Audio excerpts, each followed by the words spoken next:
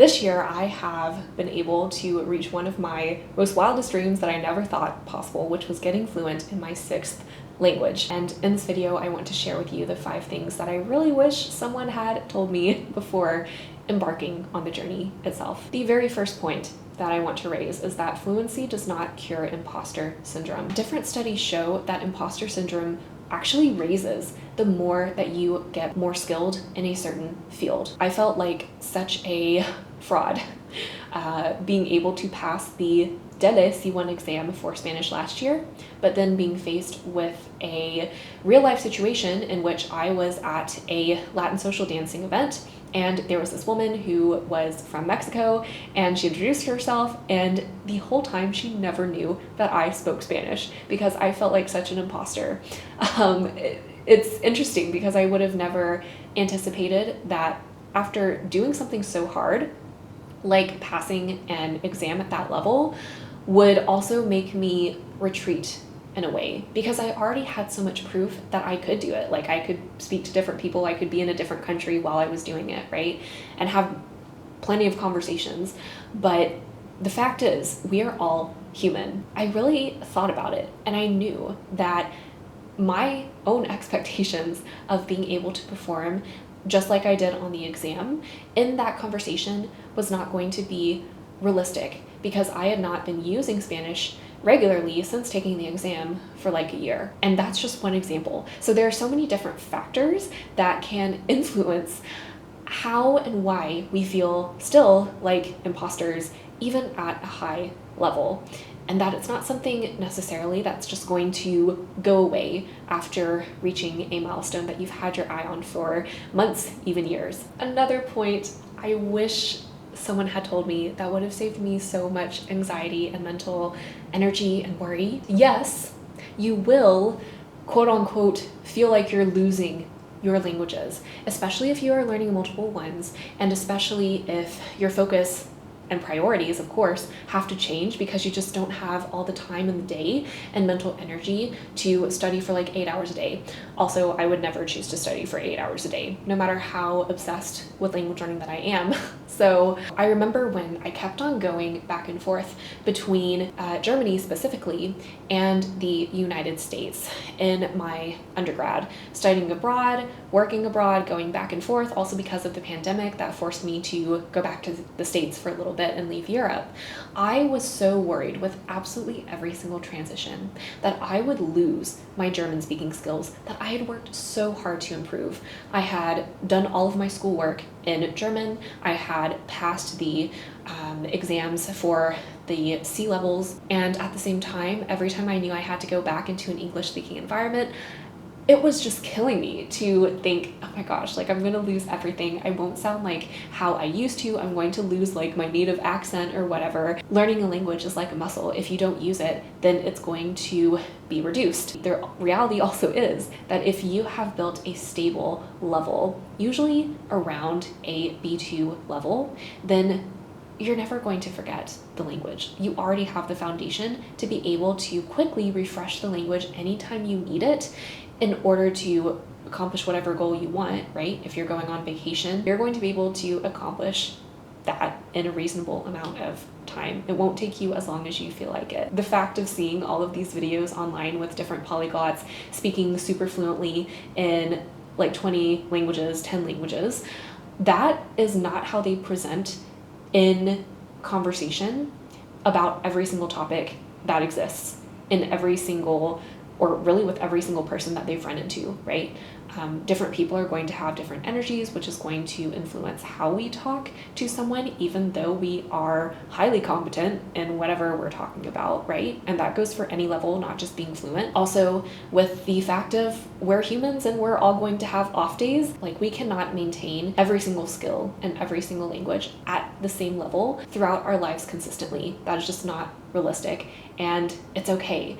It shows how pliable the language learning experience can be and flexible if we accept how it naturally is. If you have been struggling a lot with different thoughts about either losing your level or facing a lot of self-doubt in general, frustration on your language journey, and you also have a habit of being really self-critical with yourself when those things happen and you spiral, then do pick up Mindful Fluency Reset in the pinned comment below for free. I made that workbook just for you so you can get into a better headspace. What no one tells you about language learning either is that fighting with yourself, mentally resisting yourself, is like 70% of the process to success, while the other 30% is more of learning the foundations that you need, learning how to organize a routine, learning how to measure logistics and whatnot.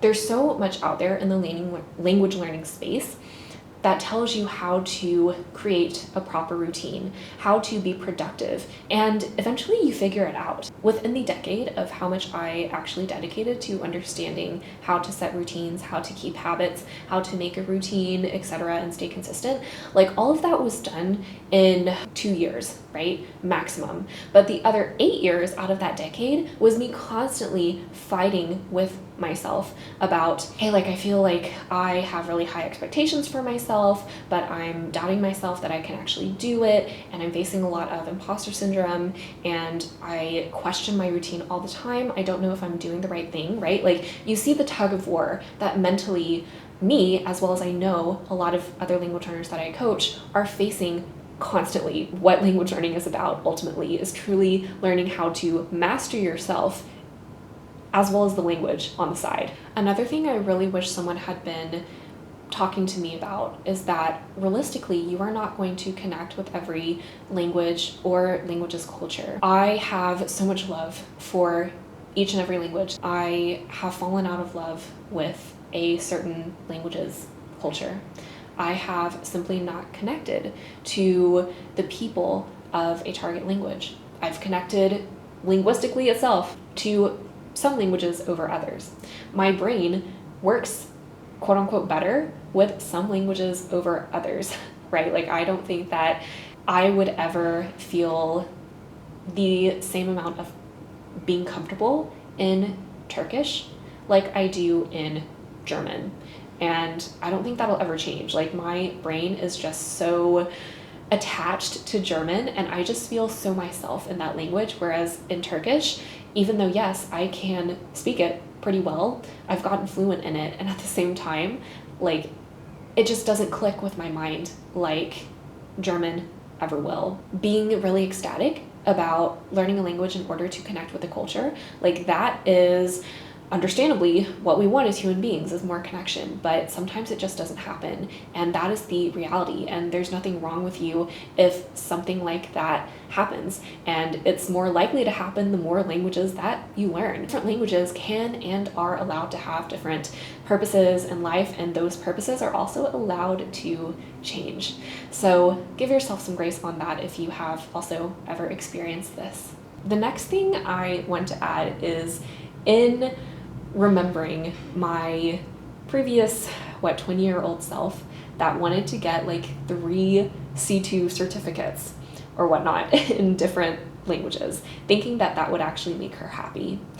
And now that no, I don't have certificates in C2 all around, right? I've taken different steps, different classes in order to get to the level of fluency that I want to be at, but no one really talks about the fact that the process that you go through in order to reach that goal is way more important than the goal itself. And that is something that, even though it sounds so simple on paper, that also reiterates that sometimes the most simple and most repeated things in life are the hardest to integrate into our own lives. That has definitely been my experience with language learning and learning to enjoy the journey at every single step.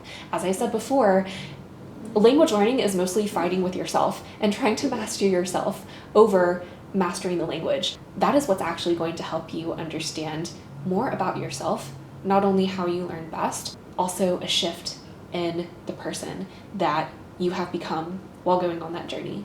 So never forget that. Language learning is always worth your time. It is never a waste, and being able to ultimately understand more about yourself, right, as you go towards that goal, that is one of the most absolutely rewarding things that you could do as a language learner and just as a curious human being who likes to learn new things in life. Make sure to like and subscribe if you did indeed enjoy this video. It really helps other learners find my work. Also, if you are interested, I love to coach language learners as well to be their own best language learning authorities and get to their results quicker that they're looking for. So also make sure to go to the pinned comment below if you are interested in working with me further. Thanks, you guys, and see you in another video soon.